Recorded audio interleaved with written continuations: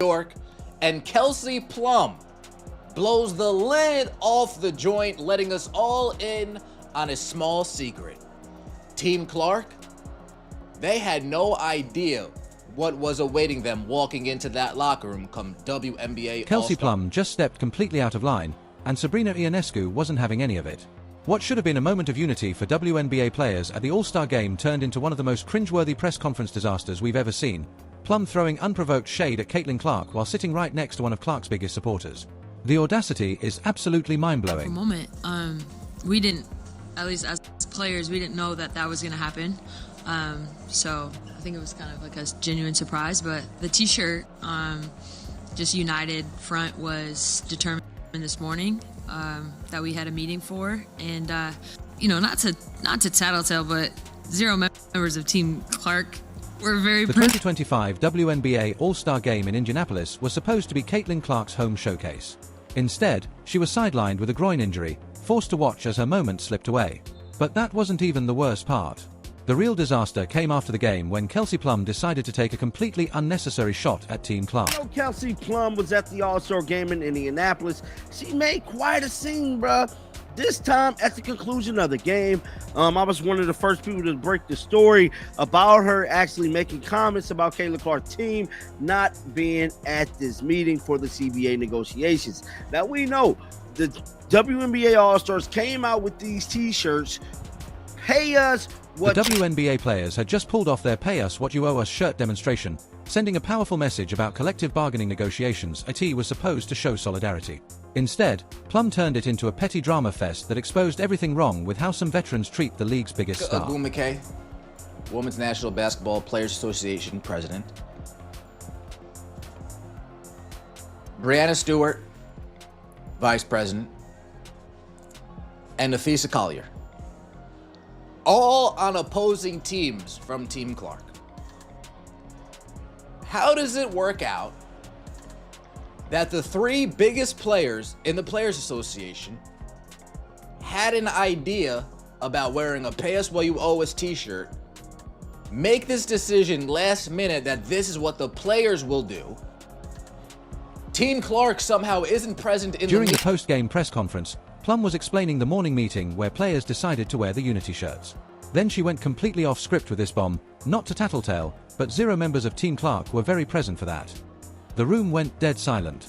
You could feel the awkwardness through the screen. I think it was kind of like a genuine surprise, but the t-shirt, just united front was determined this morning, that we had a meeting for, and not to tattletale, but 0 members of Team Clark were very present for that. But no, we were just we had a very that really needed to be mentioned.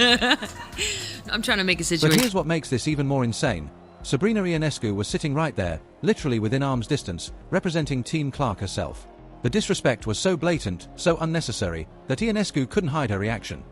She immediately shot Plum a look of pure disbelief, rolled her eyes, and delivered the most sarcastic response that really needed to be mentioned. These WNBA players, they get more unlikable every day. And the blatant jealousy, the blatant hatred towards Caitlin Clark is, it's obvious. They don't even try to hide it. We got Kelsey Plum talking about these pathetic shirts that they wore out onto the court. And I'm going to tell you, these players all put these shirts on. And like I said in a couple of previous videos, that backfired. If you're enjoying this, please subscribe. The tension was palpable. Ionescu's expression said everything. This wasn't just uncomfortable, it was completely out of pocket. Here was a veteran player throwing shade at teammates who weren't even there to defend themselves, all while undermining the very unity they were supposedly promoting. Want to know why Plum's comments are so ridiculous? Let's talk facts. When Caitlin Clark was announced as injured and unable to play in the All-Star game, ticket prices crashed harder than the stock market in 2008. We're talking about a 48% drop in less than 24 hours, from $121 to just $64 for the cheapest seats. That's not market fluctuation, folks. That's a complete collapse of demand based on one player not being available. Caitlin Clark, she was officially ruled out before all of these things, and look at the news that dropped. This is wild. WNBA All-Star Weekend. It's supposed to be the star of all stars. All the big dogs is out. Asia Wilson, Sabrina Ionescu, Brianna Stewart, everybody's out. The big dogs are out. You got the rookie, you got Angel Reese, Miss Me Too. All of the stars are here. And look at this news. The get-in price for the WNBA All-Star Game in Indianapolis has dropped 48% from $121 to just $64 after news broke that Caitlin Clark won't be. Think about that for a second. The get-in price for an All-Star game in the WNBA's most popular player's home city dropped by nearly half the moment she couldn't play. Some tickets were selling for as low as $60 on resale sites. People were literally trying to dump their tickets at any price just to cut their losses. But it gets worse. WNBA ratings tell an even more devastating story. When Caitlin Clark doesn't play, nationally televised WNBA games drop by a staggering 55%. Her own team's games without her are down 53% from an average of 81 million viewers to just 847,000. These aren't small dips. This is proof that Clark isn't just a player, she is the league right now. Well, would you look at that? Prices for the WNBA All-Star Game have plummeted 49% after Caitlin Clark was ruled out due to injury, per TickPick. I can't say that I'm surprised by this at all. I mean, no matter how much you love her or hate her, Caitlin Clark is the face of the WNBA. When she goes, the ratings go. Simply put. Meanwhile, when Clark does play, the numbers are astronomical. Her return game against the Liberty drew 2 million viewers on ABC, peaking at 8 million. Games featuring Clark consistently rank as the highest-rated WNBA broadcasts in history. The woman is quite literally printing money for everyone in that league. This is where Sabrina Ionescu showed exactly why she's respected throughout the basketball world. Instead of letting Plum's comment slide, she immediately checked her with that perfectly timed sarcastic response. But Ionescu's defense of Clark goes much deeper than just that moment. When Clark was dealing with her quad injury, Ionescu offered advice from her own experience with soft tissue injuries. While Plum was throwing unprovoked shade at a press conference, Ionescu was building up the sport and supporting her fellow players. She understands that Clark's success lifts everyone, not just the Indiana Fever. Last and latest being this viral Kelsey Plum dig, if you will. And I was in the room for this.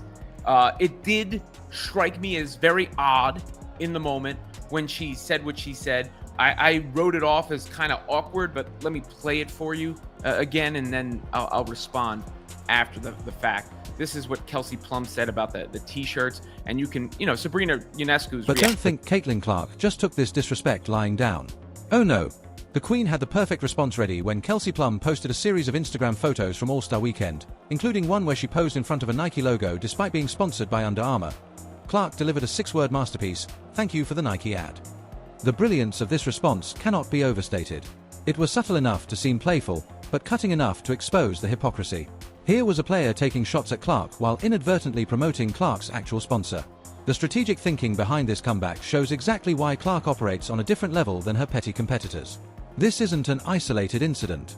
There's a disturbing pattern of WNBA players going out of their way to diminish Caitlin Clark's contributions to the sport. Yet somehow, she continues to face unnecessary criticism and petty attacks from the very people benefiting from her popularity. The irony is staggering. These are the same players demanding more money through collective bargaining while simultaneously attacking the player whose presence makes those higher salaries possible. Clark's games generate the viewership numbers that translate into television deals. Her popularity drives ticket sales that fill arenas. Her merchandise flies off the shelves. To me, I thought that was a little dig at Caitlin. A lot of people definitely thought so. Now, we know Caitlin Clark is a Nike athlete. She's with Nike. And guess who had to pull up to the Nike party? None other than Sabrina Ionescu. None other than Kelsey Plum. My bad, y'all. None other than Kelsey Plum, bruh. Caitlin Clark commented on her picture. Thank you for the Nike ad. Let's be brutally honest about the business side of this. The WNBA was struggling financially before Caitlin Clark arrived. The league had never turned a profit. Attendance was mediocre, and national attention was minimal.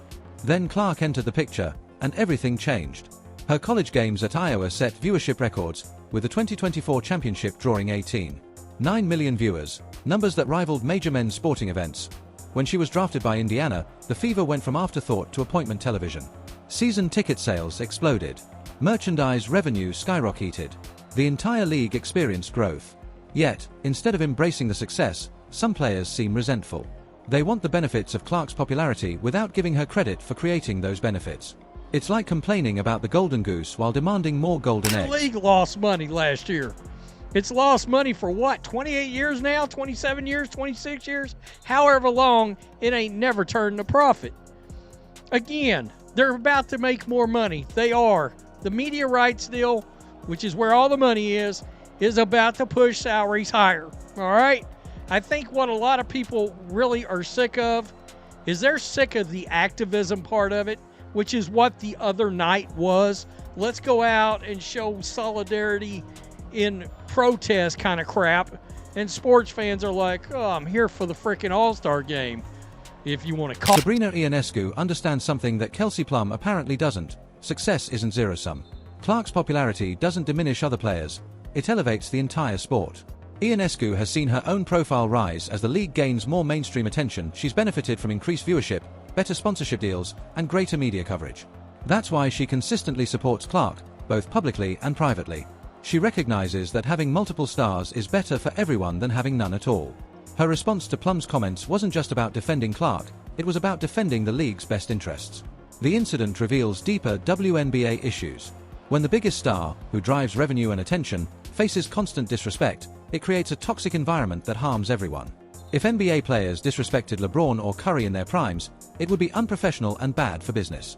Yet somehow, it's become acceptable in the WNBA to diminish Caitlin Clark's contributions. So it was definitely awkward what Kelsey Plum said. I'm going to give her the benefit of the doubt, and that she was attempting to have some trash talk there. She had taken a shot at Team Caitlin Clark and how much better Team Collier was earlier in the game, and not associate that directly with Caitlin Clark.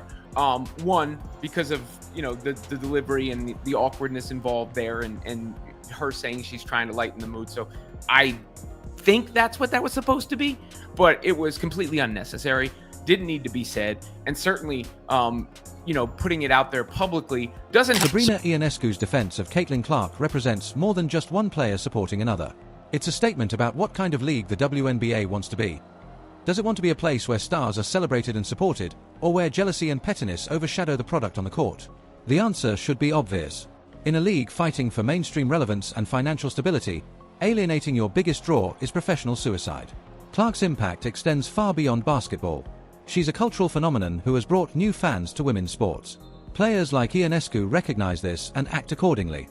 They build relationships, offer support, and understand that a rising tide really does lift all boats. They focus on basketball excellence rather than manufactured drama. Kelsey Plum's comments represent what coaches call an unforced error, a completely avoidable mistake that serves no strategic purpose. There was literally no reason to single out Team Clark's meeting attendance. It added nothing to her point about unity and only created unnecessary controversy. The timing made it even worse. This was supposed to be a moment of league solidarity, players coming together to advocate for better working conditions.